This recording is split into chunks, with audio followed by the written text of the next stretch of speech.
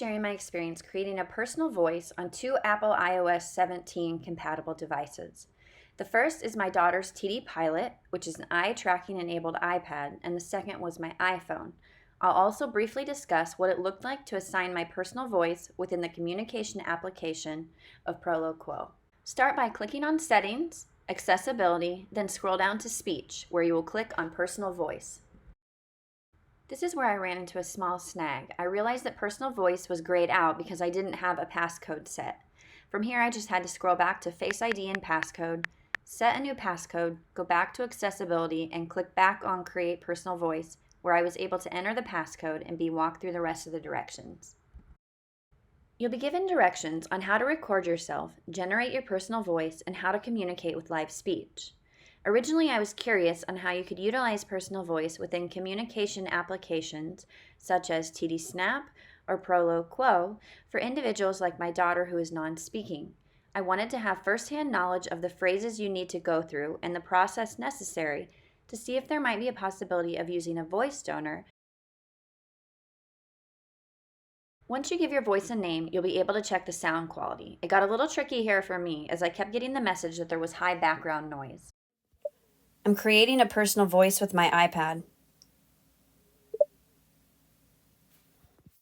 After doing a little bit of research, I found that any type of case on the device may affect the recording. Because I was on a TD Pilot, which is an eye-controlled communication device for an iPad, it wasn't as simple as slipping the case off because the eye tracker is screwed on. It took me some extra time to find the necessary tools, and then I carefully removed one screw at a time to ensure I wouldn't lose any, and also paying close attention to where each of the screws came from, as some of them were different lengths. I'm creating a personal voice with my iPad. Once the case with the eye tracking bar was removed, I was good to go. Because I had been curious about using a voice donor for AAC users, I immediately noticed that the phrases may be too complex depending on the age, especially if you're using a peer or a sibling. By 1931, Edison had received 1,093 patents.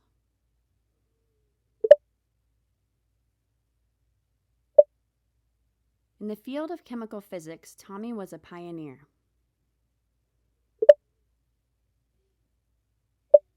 She was one of the first scientists to propose a theory like that.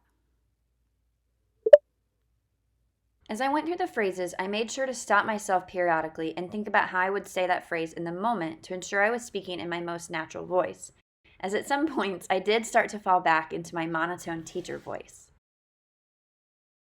As you're reading the phrases, you are able to pause, listen to what you've recorded, and go back and make changes if you want to re-record a phrase. Overall, it should take about 15 to 20 minutes to record the phrases. However, in between my troubleshooting the high background noise and removing the case, it took me about an hour and a half to get to the point where the iPad was preparing my personal voice. During this time, you can see the status of the personal voice and a reminder to lock the device as well as have it on the charger. When I did the phrases on my personal iPhone, the process was easier as I could quickly slip off the phone case. For both the iPad and the iPhone, it took about 11 hours to create the personal voice. Once your personal voice is done, you can go back to Settings, Accessibility, then Speech, and click on Live Speech to turn it on, where you'll see specifics for showing live speech. This is my personal voice that I created. I can use it for FaceTime on my phone and in some communication applications. It's obvious that it's AI generated, but how cool that it sounds so similar to me.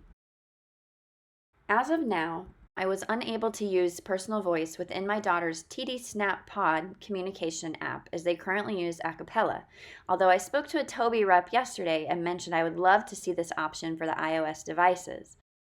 It is still able to be used within FaceTime or sending live speech messages. I was able to assign my personal voice within Proloquo. Again, to do this, you need to ensure you've checked the box to allow apps to request to use for this to be an option within communication applications such as Proloquo. Within Proloquo, you'll click on the small arrow on the bottom right, then click on the pencil, and then click on Settings in the top right. From Settings, you will click on Speech, where you can edit the voice. If your personal voice is not showing up at the top, you will need to scroll down to view Apple Voices for more options, where it should be listed at the top. You'll click OK, and you're all set. For those of you that have tried personal voice on iOS 17, I'd love to know your thoughts and your personal experiences.